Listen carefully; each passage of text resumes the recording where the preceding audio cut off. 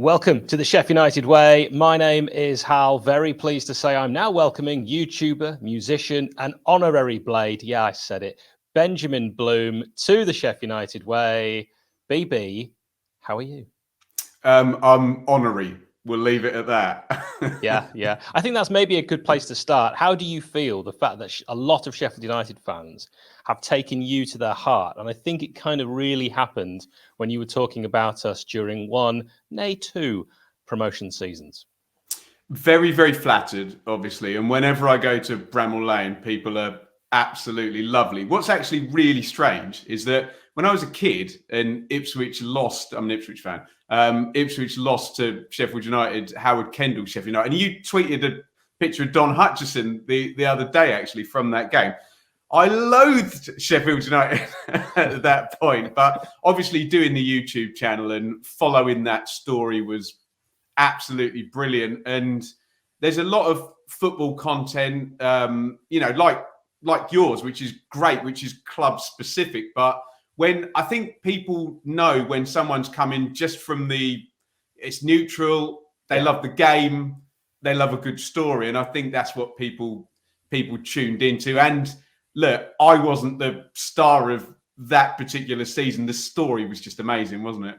Yeah, absolutely. And you're so honest. I think people can appreciate that. You've kind of played it the right way. Nick and I have kind of parked ourselves into a little bit of a corner where, we can only grow so far, but you cover potentially all football. You have you can do games at the Euros for watch-alongs or World Cup and all that. And it's got exponentially room to grow. And we'll talk more about your channel as we go on. But I want to start. We're going to go back in time. Tell me about your time in a band. There might be people that only know you as a football YouTuber. I'm a musician. Yeah, right. So, I learned to play the piano and went and got in a band. Obviously, play the piano in a band. You try and play the synth and look cool and wore tight clothes in the early noughties. But we did all right. My band was called Rosalita. Well, it wasn't my band. I joined on the way, and we were signed and we had an agent and all of that good stuff. We won a competition on the TV on Channel 4 and we did several tours. So if you type that into your YouTube machine, you'll see me with kind of straightened hair and it pointing about, playing single finger synthesizer lines and trying to look cool in a band. But absolutely brilliant time, and that's kind of my stock in trade, and football was the hobby. Yeah, I was going to ask that actually. Was it always a dream when you were growing up, talking to your careers advisor, I want to be a musician, I want to be in a band, and football's just the thing you did at the weekend? Yeah, so I trained to do journalism and do what I'm doing now. But then, it's intoxicating going on the stage and performing and all that. So I kind of see it as that I got sidetracked, and it's first world problems. Basically, for most of my working life, I've done stuff that I just love, playing music or talking about football or writing about football or vice versa. So I've worked hard, but I've been very lucky to do those two things for sure. Yeah. Were you ever dreaming of playing professional football? No, I'm terrible. Yeah, I got quite good from I guess like year 10 and 11 when I was actually allowed out until after dark. We were just in the park every night playing football. But no, the guys that were in the school team were always way better than me. But that was kind of good because I always knew my place. I knew that if ever there was any involvement doing football, it would be writing, describing, talking about it. So there was never.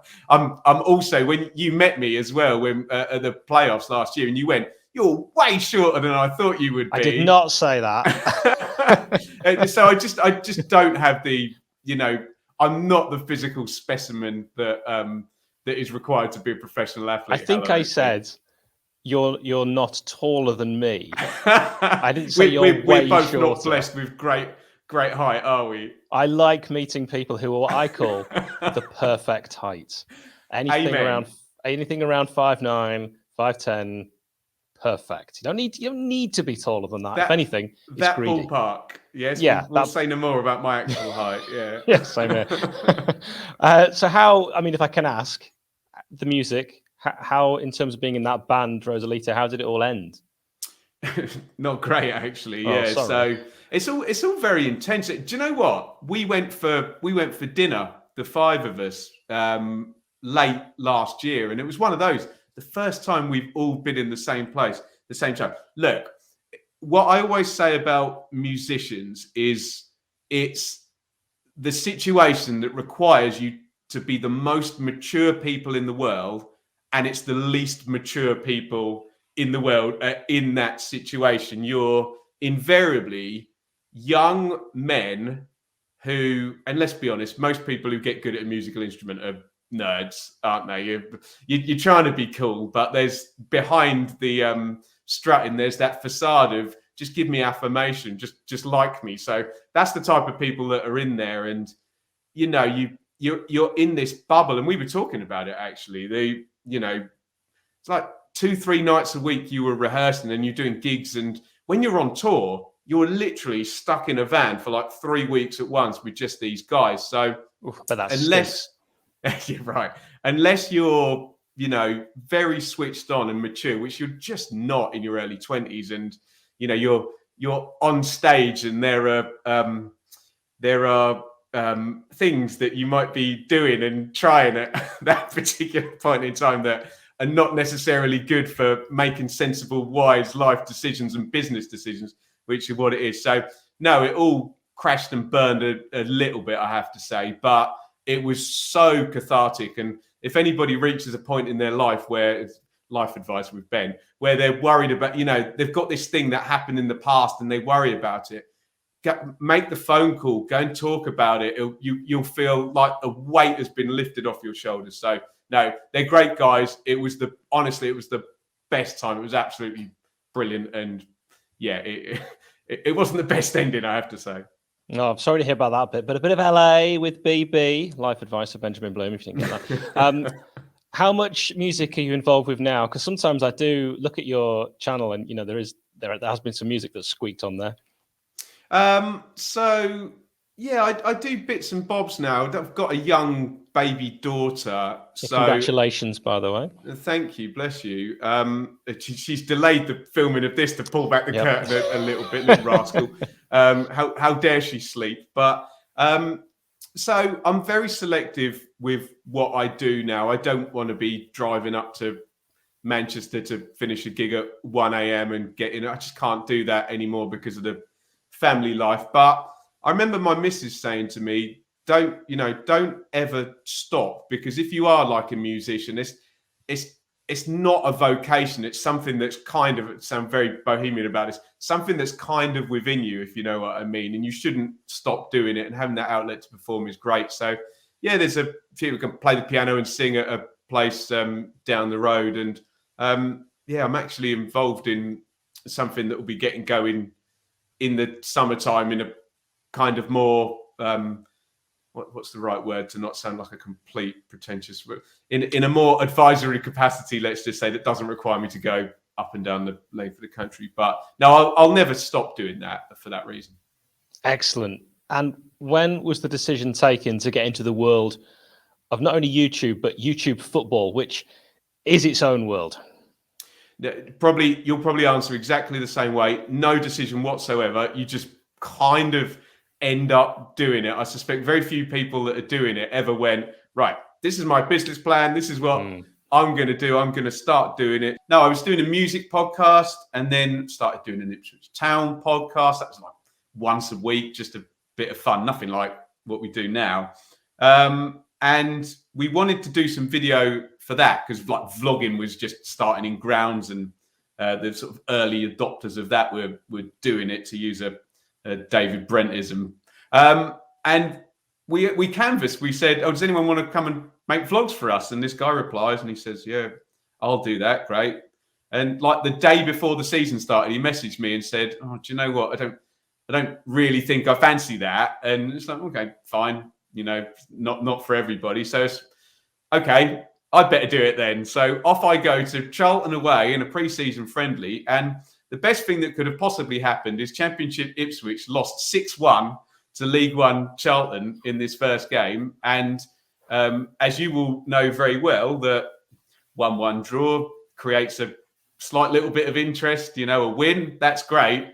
Lose 6-1 to a team below you, and lots of people are going to be interested in what the hell happened. So, yeah, just been kind of doing it ever since then, from obviously across from doing the Ipswich stuff and broadened out to doing my own stuff and different games, and then Ipswich get relegated and all of a sudden you're sort of an, quote, EFL vlogger, I guess. It's an impossible question, but you might be able to answer it. What's been your favourite video on your channel? Oh, Christ.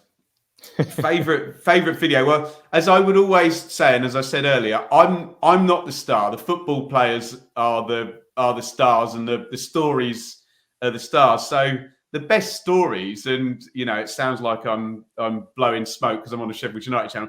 One of them was genuinely 𝗵𝗱𝗶𝗶𝗲 arriving, because I support a team that hasn't done anything for 20 years, and to be in that moment, and I was in your away end at Leeds, and to be in that moment but observing it, so I'm not emotionally attached to Sheffield United, and it was amazing. It was absolutely amazing, because this game's ticking along, and if you remember it, Leeds are pretty well on top in the first half, and I think they hit the post, and there's I think Bamford misses a chance, and gradually they're going to step out, and all of a sudden the ball goes through and 𝗵𝗱𝗶𝗶𝗃 is clear, and my brain goes, slips, I think.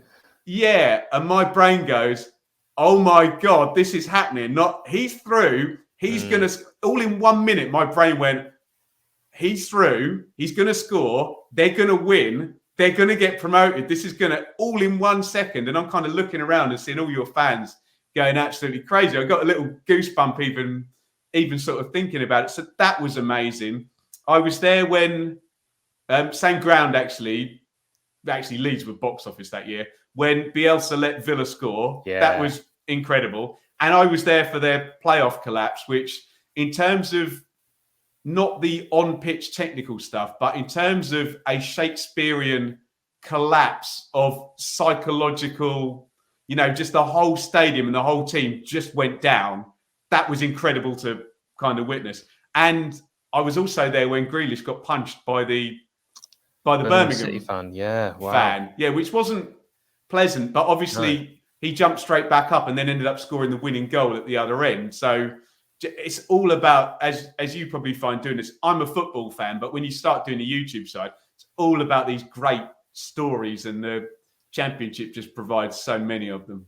Absolutely. And I've been watching a lot of football in Europe in the last, I think I'm recording this last sort of 6 months, complete neutral of teams I have absolutely no interest in. And you can see storylines develop and you go, gosh, I can imagine what it would be like if I was emotionally invested in this, in that away end. And you've seen that and luckily been able to capture some of that. And as a result of that, as I said at the start, a lot of Blades have taken you to their heart because you became a bit of a Sheffield United good luck charm until you weren't. But we don't need to, we don't need to focus on that. Instead, I was going to ask you, when you are perusing YouTube, which other YouTubers do you admire? Oh, that's a great question. So it ends up being a little bit of a busman's holiday, because you spend so much doing your own sort of content. From a football point of view, I quite enjoyed the Burnley lad, 𝗍𝗍𝗶𝗃 has been doing some like longer form, 20, 30 minute deep. Doesn't even appear in them, and he's a great on screen guy. So he's been doing some longer form documentary type stuff, which I've been liking. I must admit, for my sins, I do check in with Simon Jordan and Jim White, the clips that come out, to see what they're going on about, and he's fairly box office. I like Kieran Maguire, the football finance expert. He's been on that. I'm sure he's been on your channel. He's been on the channel a few times, and he sort of, we all want to watch the guys scoring the goals, but unfortunately we need to know about the mechanics of the business now. So that really helps. And I like this guy, Chris Williamson. He's not a football guy, but he was on Love Island years ago, and I think he wants to be the English sort of Joe Rogan podcaster type. And I've sort of been watching him for a long while, and I think he's got like 600,000 or 700,000 subscribers now, and interviews lots of luminaries. So I've been kind of enjoying watching his growth and ascent from a non-football point of view. How often do you get to watch Ipswich Town? You're watching all these other teams, you're watching all these YouTubers. Not very often, which is a shame. So I moved away from Ipswich, I don't know, about 7 or 8 years ago, and I went to London and I bounced about there for a while, and now I'm up sort of near Milton Keynes on the M1. So it's hard to get down there, and I'm working in the background on the ITV EFL show now every Saturday. So Saturdays are out, and I've got a young baby, so I don't get to a lot of games. You know, a lot of people will have followed me from a Sheffield United point of view, where I was at like 3 games every week, vlogging all of them. But now has to be very carefully planned out. So I'm at a game probably every couple of weeks, and Ipswich, sadly, God, how many times have I seen them? I think I've seen them twice this season. Wow. So yeah, not very often at all, sadly. But you know, other things, you know, have become bigger priorities, sadly. Of course. What about the recognition and stuff? I mean, maybe when you're at Portman Road, but I would imagine now for you can go to almost any ground and you might get people saying, "Oh, you're the guy off YouTube." Has that increased? Yeah, it happens loads. The weird thing is when it doesn't happen at football, when you're like in Primark or something, and it's like you see someone staring at you, and they're like, "You're the guy," and I'm like, "Yeah, that's me." And you do. It can be very awkward sometimes because people don't quite know what the conversation is, and they don't know whether they've, you know, I'm by no means any kind of star or whatever, but they don't quite know if they've recognised you. I just ask them about their team and how they're doing, and shake their hand and say, do it. "Thank you very much," and that's very kind. But it's really, really lovely. I always get people come up and say hi at Bramall Lane, which is great. But again, I'll repeat for the third time: I'm not the star. It's the football players that we talk about, and the managers and the storylines. But it's really lovely because I'm sure you agree. I'm just a fan like anyone else who's got a little bit of a platform because of, you know, persevering and hard work. My opinions aren't any better or worse than anybody else's. And I suppose that's the beauty of the comments section on YouTube. You have a bit of a platform, and it's lovely that some people are interested in what you think. I'll tell you one thing you do very well. The nature, and you've already mentioned it, the nature of being on video and of YouTube and vlogging and all that. There are some people that don't like that side of football and will tell you about that, and can sometimes be quite unkind. You're speaking from experience here, Hal. I couldn't possibly say. And on comments, and even when you meet people actually, you know, live, they can often tell you what they think, whether you care or not. You're very good at handling unkind comments. I've seen you do it particularly well on watch-alongs. For those that haven't witnessed you do that, can you just explain your psyche and the way that you deal with that? Because I've seen other YouTubers who go on the offensive, and that doesn't usually work. I mean, I could talk for hours about this, but I'll try and be brief. So it's difficult because you're dealing with emotion, and a lot of people are so invested in their football team that it becomes like part of their personality. And what's never nice is when you know somebody's losing their head. They need help at that point. And also sometimes there's nothing you can do or say to certain people when they've lost their head that's going to bring them round and make them see it for what it is. I always liken it to, Hal, have you ever driven down the road and seen other people in road rage? And you look at them and you're like, you look like an idiot. What are you doing? But when you're in road rage yourself, it's like, no, this is important. I need to flash this guy who's just cut me off on the junction or whatever. But when you're in the moment, so look, I've I've really struggled with it. I'm sensitive. I'm a creative guy. Like I said, I'm a music nerd. I hate the criticism. I hate being trolled. It's horrible. I really don't like it. And I've had loads of different approaches. There's some times where I've gone too far, and I know deep down afterwards the person's got to me, and I'm like, that's what they wanted, and they've tried to wind me up, and they've kind of won. Sometimes I get cross because they've actually told the truth, and I don't like it, and they're right. It's very honest of you. Yeah, no. Sometimes I've fired back, and you kind of look back and you analyze it, and the truth hurts sometimes. And like, I might have got something wrong, or or had a view, and by the time the fifth person's disagree with me on it, I'm like, have I called this one a bit badly? But no, sometimes I've bitten back, and I've been right to, when people are just being ridiculous. So it's really, really difficult. I try my hardest not to get into this nonsense bickering back and forth. But Hal, am I allowed to swear on here? No. Billy Joel says at the end of all his concerts, his last thing he says before he goes off is, don't take any shit from anybody. That's his kind of sign off at the end. And I kind of live by that. So anyone can have their opinion. We're subjective, but I'm not going to be spoke. There's a line. So I'll bite back sometimes, but it's really hard. And I genuinely think it's bigger than football.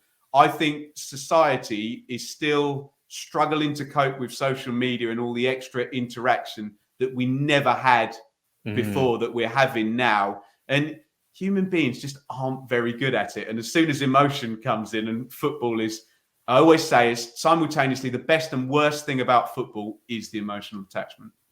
Well said. I think you're very good at dealing with it. I've seen you do it a number of times. I do get it wrong though, Hal. I do get it wrong. I've not seen you get it wrong. My dad always says something that I live by, which is only the truth hurts, which I think you kind of just sort of summarised there. And yeah, it's true. He's right, your dad. It is usually the case. Now, how do you compare Chris Wilder's blades with Paul Heckingbottom's crop? That is a great question, because the best thing about Paul Heckingbottom's blades is probably Chris Wilder. And what I mean by that is the cleverest thing Paul Heckingbottom has done is gone, right, here I am, and I've got this big club in a good situation with a couple of years of financial advantage, which we don't need to go into, but I think we all accept if we understand the championship. There are good players here. I don't need to change too much. A lot of them have been trained in a formation which I kind of like, and I'm gonna use. So I think the smartest thing Paul Heckingbottom's done is kept the squad together, kept the momentum, built on the good things, a lot of the good things that Chris Wilder had. He's obviously a good defensive coach. Chris Wilder's team had a good defensive record because they were so innovative in the championship and on the offensive most of the time. But you have to say, in the Premier League, in that first season, Chris Wilder's blades were very good without the ball and didn't wilt under pressure. So I don't want this to come across like I'm saying, oh, Heckingbottom's just kind of come in and managed to redirect a lot of good stuff. But that takes a lot of skill. He's kept key players there. But when I look at the team that played on the weekend, I suspect I'd be right in saying Ahmedhodzic and McAtee would have been really the only Heckingbottom quote players in there. And I think he's been very clever in utilising strength. And we all know in the championship that if you stay stable and improve, full well half the rest of the division is going to sack their managers. Yeah. And for Blades this season, Middlesbrough crashed and burned under Wilder. West Brom crashed and burned under Bruce. Norwich under Dean Smith. A lot of the big hitters have not done what Paul Heckingbottom's done and kept it nice and steady, nice and stable. And I always say, if you can go through a pre-season, and what people forget is that Sheffield United, or people who don't study the league, Sheffield United won a lot of games last season, and the team hasn't changed very much. And 𝗵𝗿𝗄𝗂𝗏 is very good, and you've added that in. And a couple of the loan lads, they're decent. They're going to be very good players later in their careers. But so you've taken a team that were, other than Forest, really the best team for the last 3 quarters of last season, and you've made it better whilst everyone else has sacked their manager. You do the maths. Where's that team going to end up? Okay, Burnley are brilliant. We get it. They're seemingly a level above everybody. But do you understand what I'm saying? That I'm just amazed listening to you that, you know, if you were doing this on a different channel, a Luton channel, a Reading channel, I could have asked you the same question and you'd give me a detailed answer. And I don't have the bandwidth to keep up nowadays. I used to. You get Hal when he was 16. I was pretty good at all this stuff, but I can really only keep in touch with my own team. And sometimes I struggle there with that. And you managed to do it across 4 divisions, really, because I know you do take an active interest in the teams that have, you know, gone up. And of course, you'll be watching your match of the days and your Sky highlights. So I know you're interested in all of them. I don't know how you do it. I think it's incredible. But do you agree about? Yeah, you agree about Heck? I do. I think you've spot on. It's been the line of consistency is, and you know, unless we get some kind of Devon Lock or Carrick's Middlesbrough turn into Real Madrid for the rest of the season, you're going to get promoted automatically, and we're going to look back and say, it was the consistent line right the way through. Don't sell that big Norwegian midfielder. Billy Sharp somehow keeps going, and Jai's very good. You know, it's not rocket science. How do you say Sanders' surname? Burger. Yeah. So there's now about 7 different pronunciations amongst Blades fans. No one's come quite to a consensus. Hal, this comes back to your previous question about the internet and trolling and whatnot. And what you'll find is people can be very unkind about pronunciation as well. And my take on that I've seen you get that. Yeah, and I really fire back on that because I'm like, am I talking in good faith or bad faith? Am I a good guy or a bad guy? Yeah, I'm trying to say everyone's name. And what people don't realise is that even if we're speaking English, let alone other language, the Sheffield dialect will say a word differently than the Ipswich dialect. And I feel that we should all be very open and sensible and mature about the fact that, you know, language is fluid. You can see this is a complete high horse of mine, can't you? And that as long as we're speaking in good faith, however anyone pronounces that beautiful, swanky, smooth Norwegian, he's Norwegian, isn't he? Yep. Norwegian midfielder's name is okay by me, as long as they're not being a asshole and doing it wrong on purpose. He was doing so well. Benjamin Bloom, where can people see, hear, and find out more about you? So I'm on Twitter at Benjamin Bloom. With a blue tick, a legacy tick nonetheless. A legacy blue tick. How about that, hey? I'm not getting a yellow one by the looks of it, hey? So YouTube, it's the Benjamin Bloom football channel. And yeah, I'll give a big up to the Blue Monday podcast. Not that Sheffield United fans are ever going to have any interest in playing Ipswich anytime soon. Potentially 2 divisions apart again next season. But yeah, we're over there. Leave your bias at the door. Do check out Benjamin Bloom and just be kind. I'm just going to finish with that. Why not? It's not hard. Don't be it. No, I won't swear again. Sorry. Yeah, please. Just be kind to each other. I sound like Jerry Springer finishing this. Benjamin, it's been an absolute pleasure. I hope we can do this again soon. Thank you very much for your time. Keep up the good work.